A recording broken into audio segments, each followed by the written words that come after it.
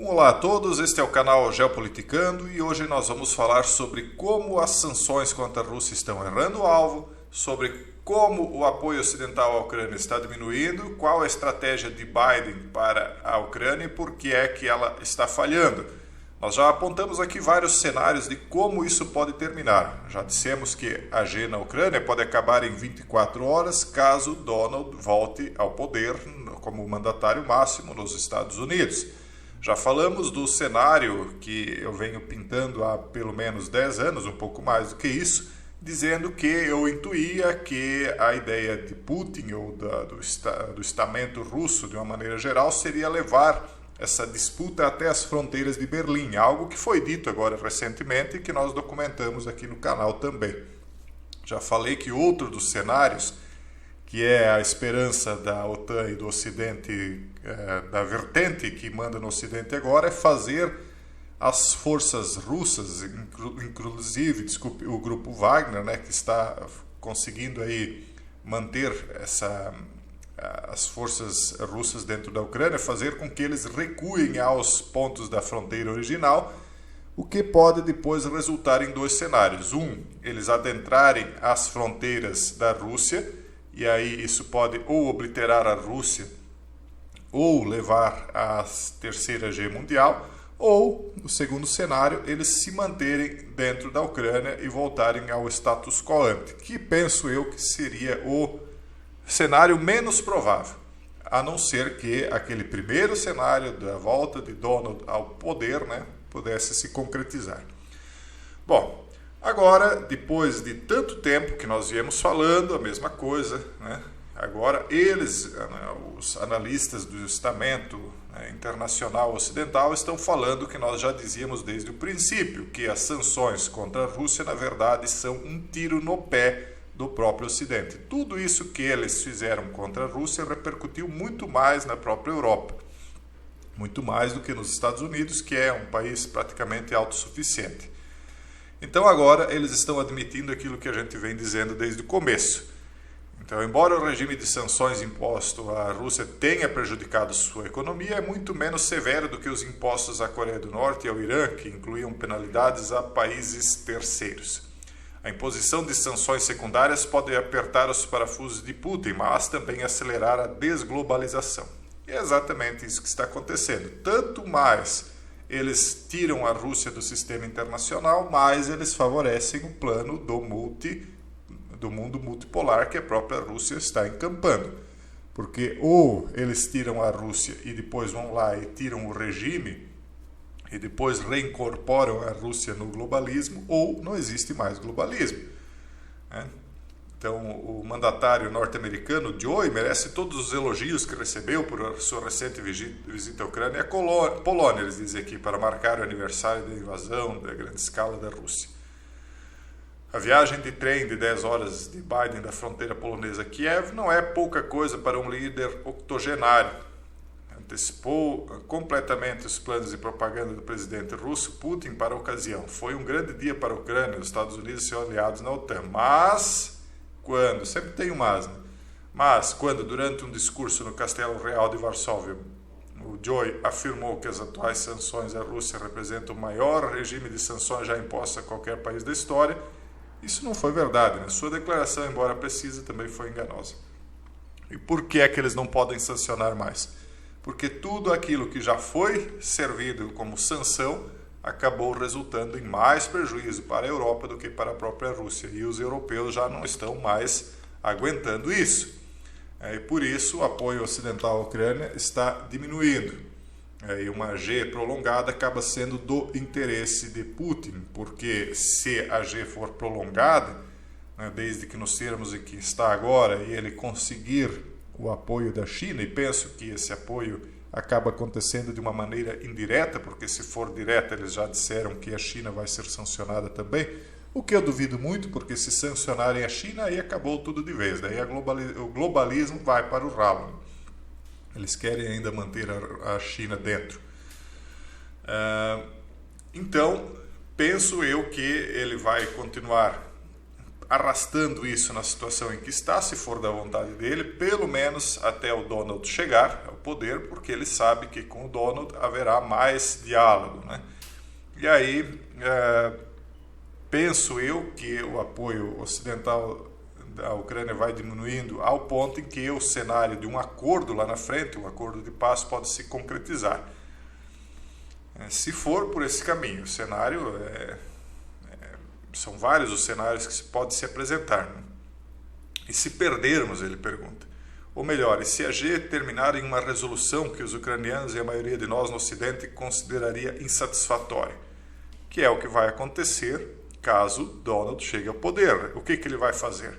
Ele vai entregar uma parte da Ucrânia e vai desmilitarizar o resto, óbvio.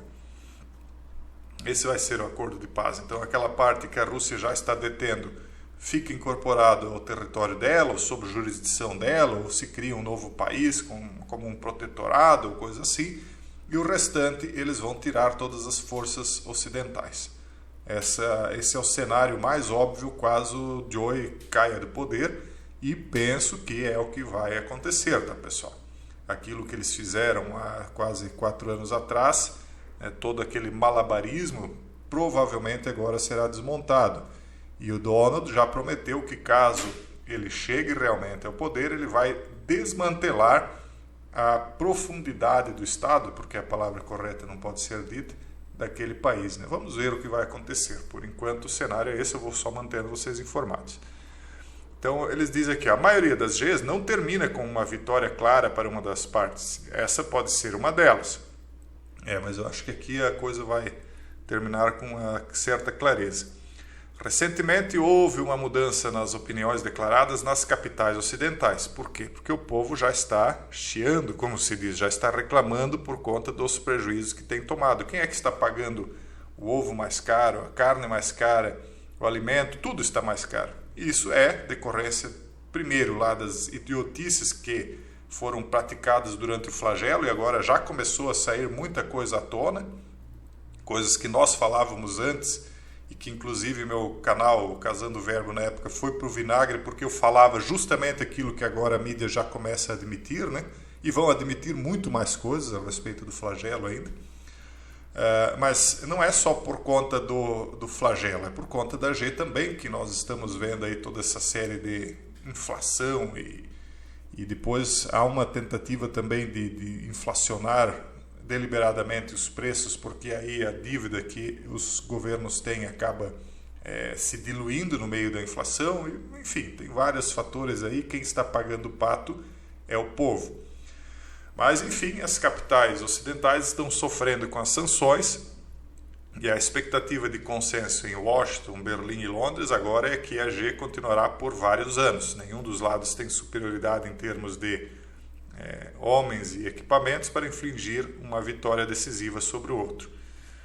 Então, aquela história que se diz de que a Rússia supostamente seria mesmo a segunda maior força do planeta parece que se concretiza aí.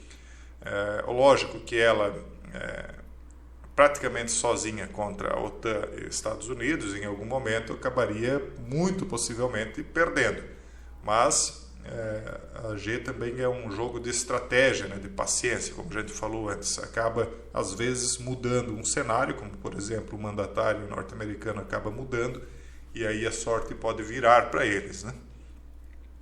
Então, em algum momento, talvez certas forças norte-americanas que defenestraram o ex-mandatário podem até pensar que é melhor que ele volte mesmo para que haja uma desculpa, né, para que eles cedam aí e façam aí um tratado de paz de uma vez. Nós vamos, como eu disse antes, acompanhando e atualizando vocês conforme a gente vê a mudança de cenário, né? E por fim, aqui é uma matéria que fala dessa estratégia autodestrutiva do Joe, né, para a Ucrânia. Ele diz, não, eles não precisam dos aviões agora, disse o Joe, quando ele foi entrevistado na semana passada. Ele estava falando sobre o último pedido do mandatário ucraniano de equipamentos avançados que voam, né? Vocês sabem do que eu estou falando, enquanto seus compatriotas mantêm a linha contra a invasão da Rússia. Foi o último comentário surdo de um comandante em chefe cuja estratégia atual corre o risco de desastre. Por quê? Porque ao mesmo tempo em que eles apoiam, eles não dão a força total e suficiente para isso. Parece até que tem um certo medo de vencer, tem isso também, porque se vencerem, aí quem sabe a Rússia poderia iniciar uma guerra mundial. É o medo. E ao mesmo tempo eu vou dizer aqui claramente o que eu vejo acontecendo. A grande vítima disso tudo, além de todo o povo no mundo inteiro que sofre, né, de uma certa maneira indiretamente, mas a grande vítima disso verdadeiramente é o povo ucraniano. Porque o povo ucraniano, de uma certa maneira, ele era odiado, tanto pela cúpula, alta cúpula de poder russo, quanto pela alta cúpula de poder norte-americano. Na minha opinião é isso. Eles eram odiados porque eles não se submetiam nem ao neocomunismo, né, que é esse comunismo atual aí russo, que é essa mistura de liberalismo com comunismo, com enfim, aquela outra palavra aí que está sempre na boca da esquerda, né? Essa mistura toda aí que é o que é atualmente e que odeia, na minha opinião, essa cúpula russa odeia o povo ucraniano porque eles eram altamente religiosos e não se ajoelhavam perante o poder russo. E a mesma coisa eles não faziam perante o poder globalista ocidental, que é liberal e praticamente pornográfico, né? Então eles não queriam isso no país deles. Agora destruindo as duas forças, destruindo a Ucrânia como destruíram, talvez consigam empurrar goela abaixo aí aquilo que eles mais querem, que é a G cultural deles, empurrar a cultura promíscua deles lá dentro, né? Seja um lado que ganhe ou se o outro lado ganhar, implantar aí aquela sistema totalitário, praticamente totalitário deles. Seja como for, então, o grande prejudicado é o povo ucraniano, ninguém mais do que eles.